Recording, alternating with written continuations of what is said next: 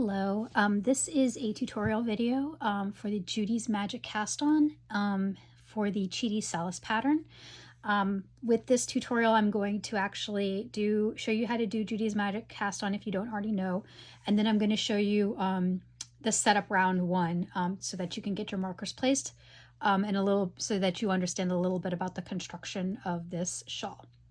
This shawl is knit from center out in the round into an oval shape using a series of increases at each end of the shawl, as well as a series of eyelet increases going down the bottom of the shawl to kind of give it the flare. To achieve that center out shaping, we use Judy's Magic Cast On. So Judy's Magic Cast On is a cast on that allows you to cast on 2 stitches at the same time, or I should say allows you to cast on stitches going both up and down at the same time, and you use 2 circular needles to do that. Here I have 2 Chiago needles. I didn't use 2 different colors, but I do have one that's a short tip and one that's the regular lace needle, and then they have different cord lengths as well. When you do your cast on, you most likely will have one needle that has a super long cord. I recommend that because when you start this pattern, you're going to want to work back and forth from the needles. But as you get farther and farther along, you're probably going to want to switch to working just one long needle and then working in rounds because it's a little less cumbersome. But if you want to work the entire pattern using 2 separate needles, that is totally possible. And I've made some provisions for that in the written pattern. So if you look at the written pattern, it says that you will cast on 32 stitches using Judy's Magic Cast On. And so because I'm only going to be counting, 32 as one half of the stitches, the total number of stitches that will be cast on will be 64. And so I'm going to start now by casting on those 64 stitches. This yarn that I'm using is actually leftover from the real sample for Chiti Solace, so it's actually the exact same yarn, which is a Stratford silk yarn, and I'm using the same needle size as well, which is a size 6 needle. So how Judy's Magic Cast On works, it's basically you have a long tail, so make sure that you have enough yarn on your tail to get all 32 stitches or half the stitches on, and then the other half of your yarn is cast on from your ball, and you're going to accomplish this cast on by lining your needles up so that they are parallel to each other and they are facing toward your left hand. And so basically you're going to cast the first stitch, which is just the loop that you're going to put, is actually going to go on your needle. And if you lay it out from your ball behind and your tail below, and then you flip and grab your tail yarn. Let's do that again so that it's more easily. So slip the yarn over with your ball going to the back and your tail going down and your yarn between the needles. Then grab your tail yarn with your forefinger and your working yarn with your thumb and make essentially what is like the long tail cast on. So this is going to be your working yarn. This is your tail yarn. Normally under long tail cast on, your tail yarn would be at the bottom and your working yarn would be at the top, but for this you reverse it, and you can see here if I flip these over that I have one twisted stitch. So I already have my first stitch on the needle for the top, but because I have one on the top, I'm going to now add one on the bottom to even it up. And so how that works is that for every, I'm actually going to twist this in the opposite direction. Let's make sure. So if you twist it in the opposite direction, you'll get a nice knot there. So what that means is I am going to then add a stitch to the bottom needle. And how Judy's Magic Cast On works is that you always add a stitch to the bottom needle with the top finger, and you always add a stitch to the top needle with the bottom finger, and you can wrap them in any direction as long as you wrap them around the needle. So we have our first stitch. To add a second stitch, I'm just going to take the yarn from the top finger and wrap it around that needle, and now we have 2 stitches on.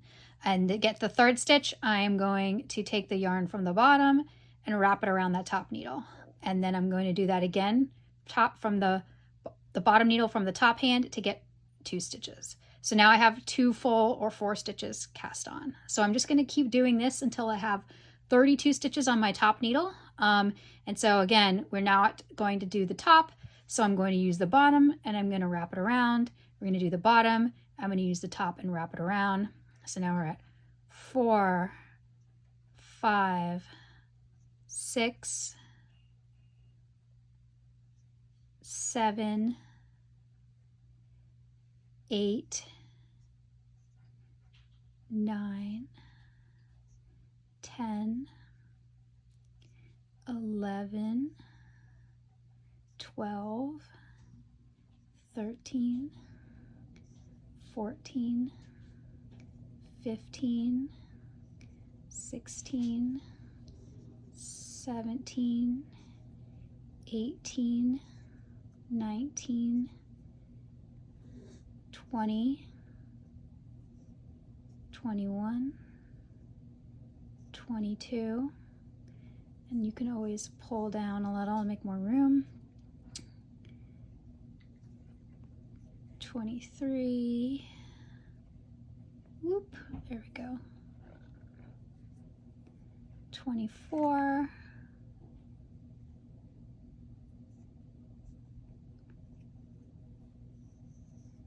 25, 26, 27, 28, 29, 30, 31, 32. Okay, now I'm going to just double check my number of stitches here. We have 5, 10,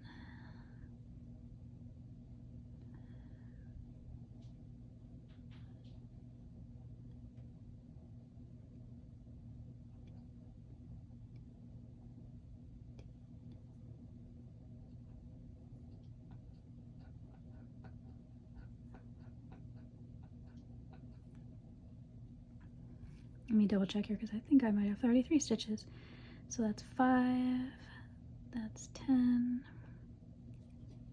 that is 15, 20, 25, 30, 32. Okay.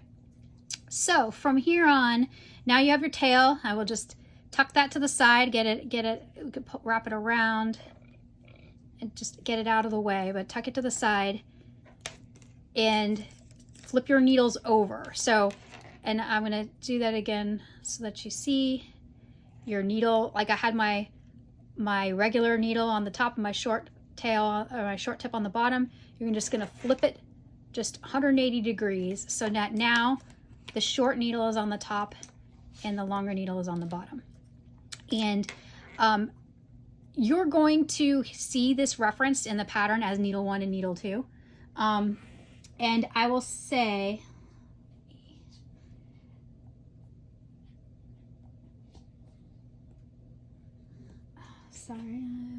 okay.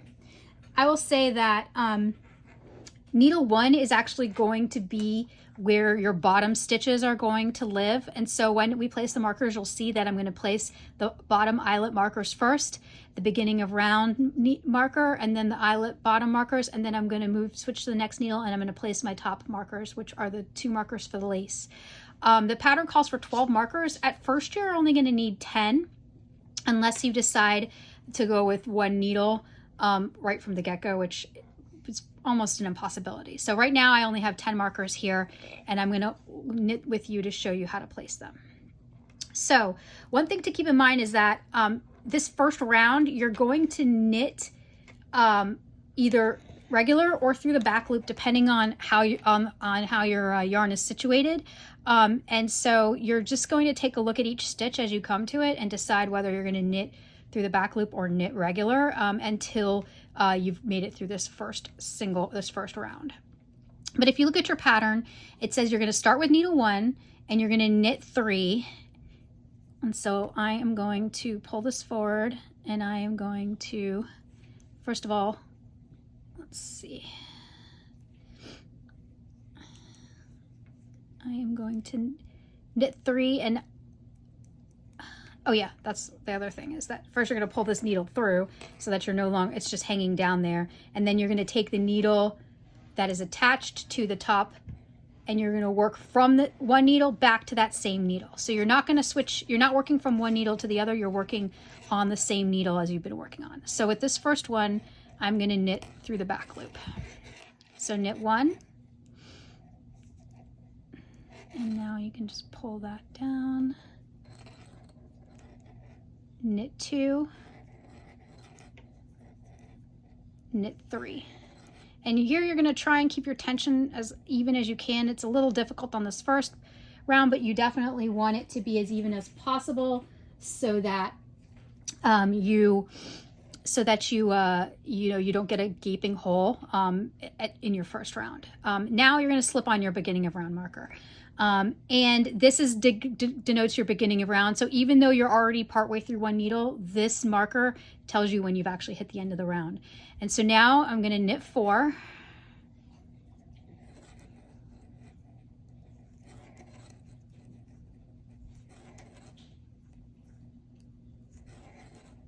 And I'm going to place my first eyelet marker. And then I'm going to knit 3. And I'm going to repeat this process 6 times. So 2, 3, place a marker,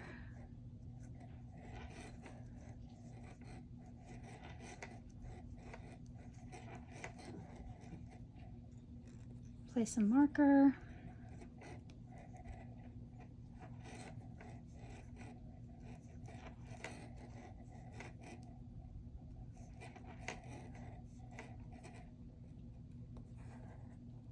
place a marker, and just keep working along, placing your markers, following the pattern. 3, place a marker,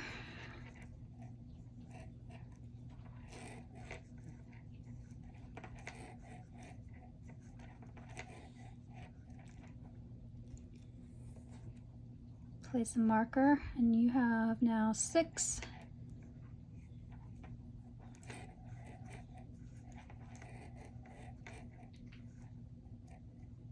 And now is your 7th eyelet marker, and you should have 7 stitches left. So place this last marker and then knit those last 7 stitches. And I've been knitting with my tail this whole time. Awesome. Knit those last 7 stitches on the yarn. And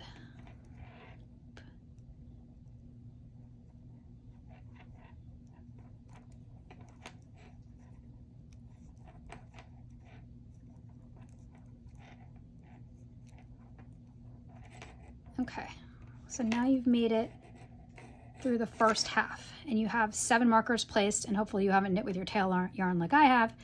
And so now you will essentially flip this whole thing over, right? So your top needle now becomes your bottom needle now becomes your top needle, and the first thing you'll do is slide this bottom needle out so that those stitches go onto the cord, and you'll slide the top needle in so that you can begin working these top stitches. And if you didn't knit with your tail, your yarn will be ready to go, but because I did knit with my tail, I am just going to continue knitting, and you're all going to pretend that I didn't knit with my tail. But you can see here that you now have 7 eyelet markers placed, and then your 1 beginning of round marker. And for the rest of the setup,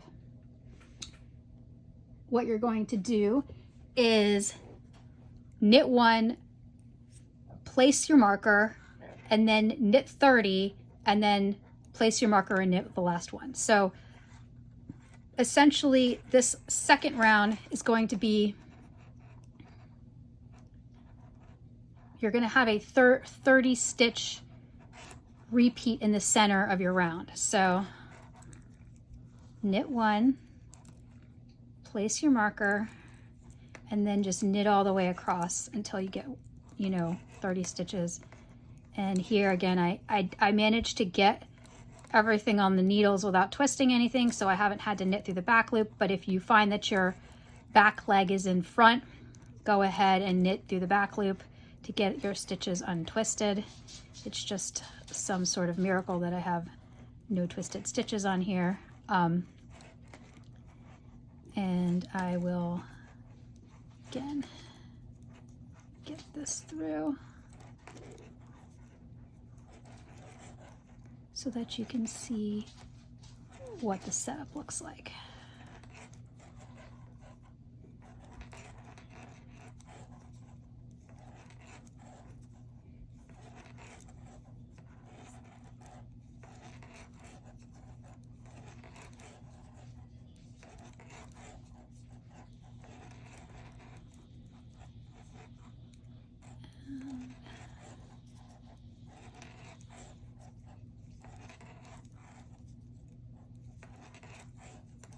We have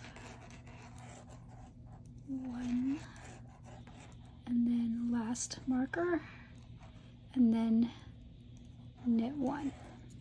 Okay, so if you ignore this funky back here that I accidentally knit with through the back loop, or I accidentally knit with my tail, and you spread out this cast on area, you can see now that I have this seamless bit of knit stitches along the back because I've done my Judy's Magic cast on, and I have 8 markers on my bottom needle, which is needle 1, and I have 2 markers on my top needle, which is needle 2. Now, if you're in setup round 1, it will actually tell you to switch back to needle 1, boop, and knit to the beginning of the round marker. So it isn't until you've actually done that last bit that you are done with the setup round. And so if I switch back, and now I have my actual yarn, and I knit 1, 2, 3. Now I'm at the end of round 1. And so to forestall any confusion, every round is going to begin with you as if you've already done this step. You've already knit from needle 1 to needle 2 back to needle 1. And so set up round 2, you're starting on needle 1, you're going to slip this round marker, you're going to knit 4,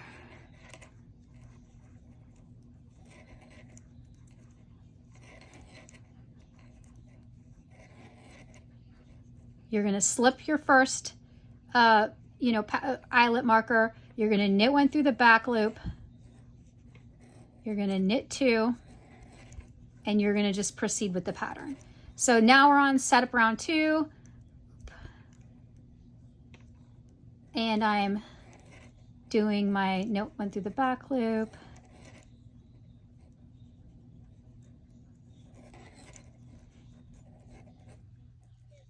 Slipping, knit 1 through the back loop. Got used really big markers here, so.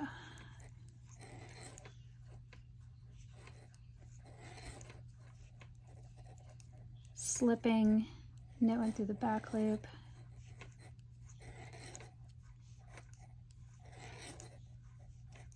Slipping, knit 1 through the back loop.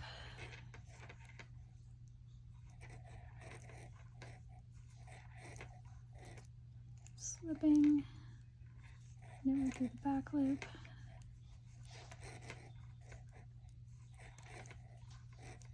Slipping. Now you're going to knit 1 more through the back loop at this last marker, and then to finish off this setup needle 2, you are going to, so you've knit 1 through the back loop, you're going to knit 2, then you're going to knit 3 more. So you've had 7 stitches there, you knit 1 through the back loop, you knit 2, you knit 3 more, then you're going to knit into the front and back of the second to last stitch.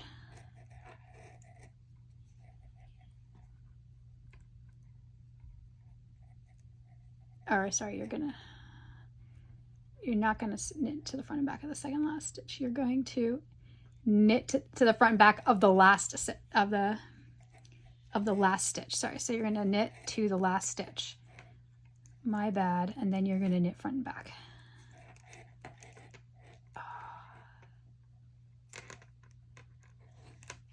Okay, and then you're going to move to the next needle and you're going to proceed with the rest of setup round 2.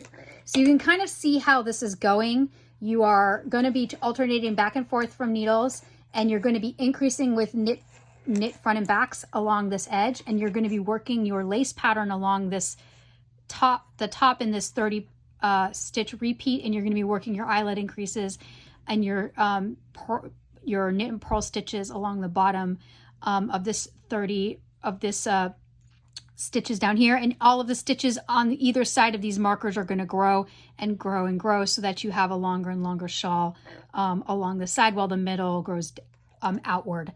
And if you need any additional information or you have any other questions about how this is done, definitely feel free to reach out. You can email me at hello@cryptonets.com. You can join our Discord server, which has pattern support.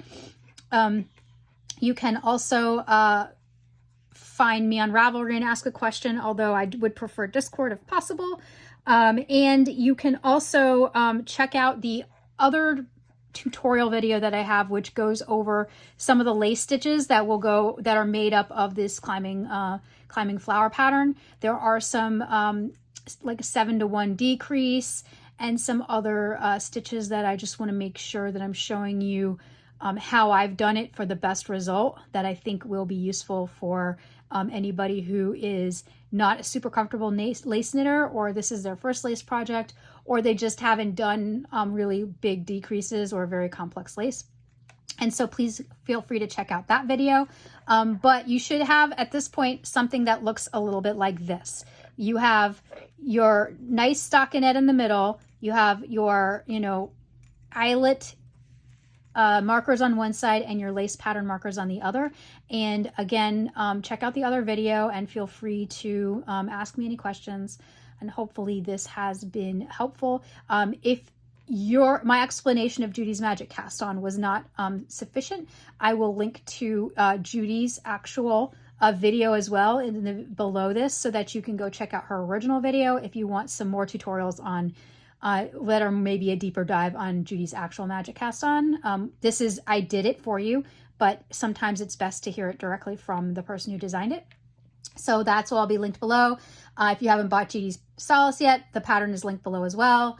And if you need anything else, just let me know. Thank you. Bye.